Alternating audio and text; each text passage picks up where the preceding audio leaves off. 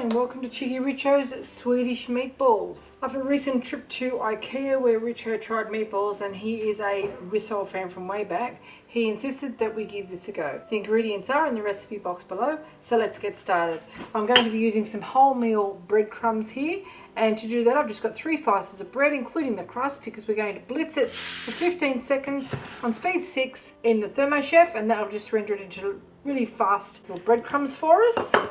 15 seconds later, this is what you should have. They're really quite fine. There's no way you'd make them that quickly by yourself, or you could use dried ones or panko ones if you like. This is our homemade stock, and our flour and milk is going to be put to one side, and that's going to be the sauce that we serve with our Swedish meatballs. Okay, we've got some fairly lean pork mince here. It's quite a fine grade. Pop all that into a bowl. We're going to mix this by hand. You could do it in the ThermoChef if you like, but if you're not careful, you do have a tendency to turn it into sawdust. So I quite like a little bit of texture in my meatballs. In with our egg, our crushed garlic. I'm just using the bottle variety here, but you could of course use fresh. Half a teaspoon of veggie salt, which is just salt with herbs added. You could use normal salt or stock powder if you like. Some cracked pepper, and of course our breadcrumbs.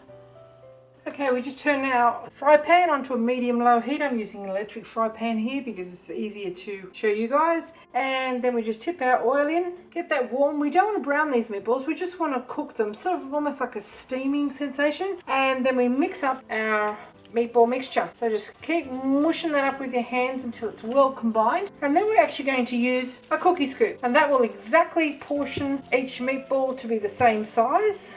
Now you can just get dessert spoonfuls, tablespoonfuls, whatever size that you like. We're going to be serving these with pasta, so it's actually going to be a meal, not an hors d'oeuvre. You could of course use these as an hors d'oeuvre by simply serving them with toothpicks, and you can just sort of dip them in the sauce and serve yourself. That's well mixed. They've really got quite a, not an overpowering flavour. The garlic is very, very subtle, and they're very good for kids because kids just love meatballs. They're so easy to eat. Okay, with a medium-sized cookie scoop, we just get portions of our meatball and just drop it in.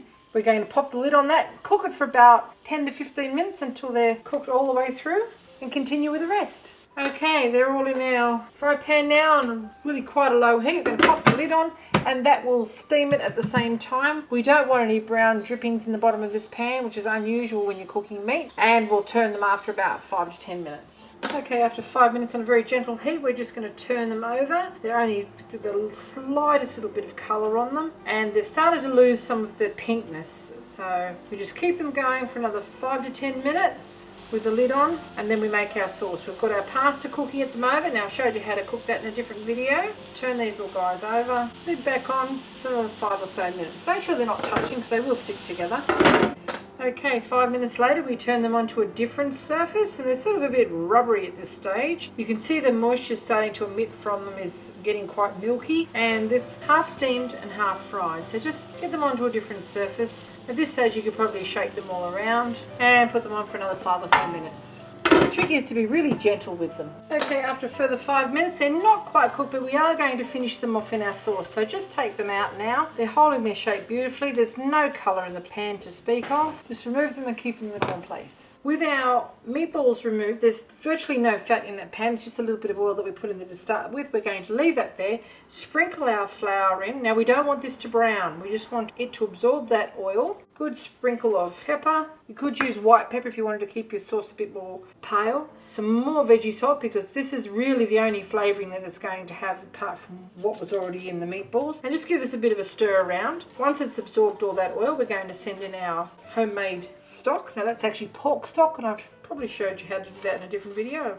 I really can't remember at this point in time, but it's really lean. It's gelatinous because it's been, the bones and the skin and everything's all been cooked with it, and there's little pieces of the meat in there as well for flavour. So just send that in. That will actually dissolve now and soak up all those flours. Send in as much milk as we need to make a nice sauce. So amp up the heat a little bit. Don't overdo it because we don't want it to burn and we don't want it to be lumpy. I will have little lumps in it from the stock, but we don't want flour lumps. Just keep stirring that all around until it thickens. Okay, after about 5 minutes of constantly stirring, we have used all of that milk. We're just reducing it down, which will concentrate the flavour of the milk. You could add cream if you like. I think there's plenty of richness there with our delicious stock. So just keep that stirring. There's nothing stuck on the bottom. The only lumps that you see in there are the little bits of the stock. Now you could strain that if you like, but I quite like the flavour of it. So we're just going to slide our meatballs back in there with any juice that came with them and just stir them to coat them and turn them down to a very low setting while we get our pasta ready. Now for our pasta, we are just going to be using a bit of parsley. They're actually rice noodles that I'm using. You could use any noodles that you like. And a little drizzle of extra virgin olive oil. Just gently simmering. You could leave the lid off it because it'll actually evaporate more of the liquid out of there and make it an even more intensified flavour in the sauce. So we just want a gentle simmer, but don't go off and leave it because it will stick. And you don't want any brownness with it. This is smelling pretty fine.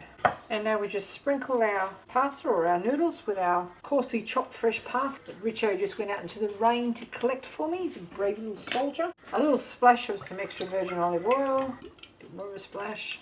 Some freshly cracked pepper. Some veggie salt over the whole deal. And now we just add our meatballs. We just scoop our meatballs in, ladle our sauce over, which is lovely and rich and condensed now, and serve it with some crusty bread or a salad. I hope you enjoyed this little cooking demonstration of Cheeky Richo's Swedish meatballs. If you would like to see more interesting recipes and ideas, just check out our Cheeky Richo channel. And don't forget to please subscribe and do come back and visit us again soon. We have so much more to show you. And we're uploading lots of videos every week. And thank you very much for watching. Have a lovely day. Cheeky Richo's Swedish meatballs. We'll get a little bit of our pasta. One of our meatballs. That's a mouthful. Pure comfort food. Absolutely delicious. So moist and tender inside. Really creamy, rich sauce. Packed with flavour. Tastes amazing. Thanks for watching.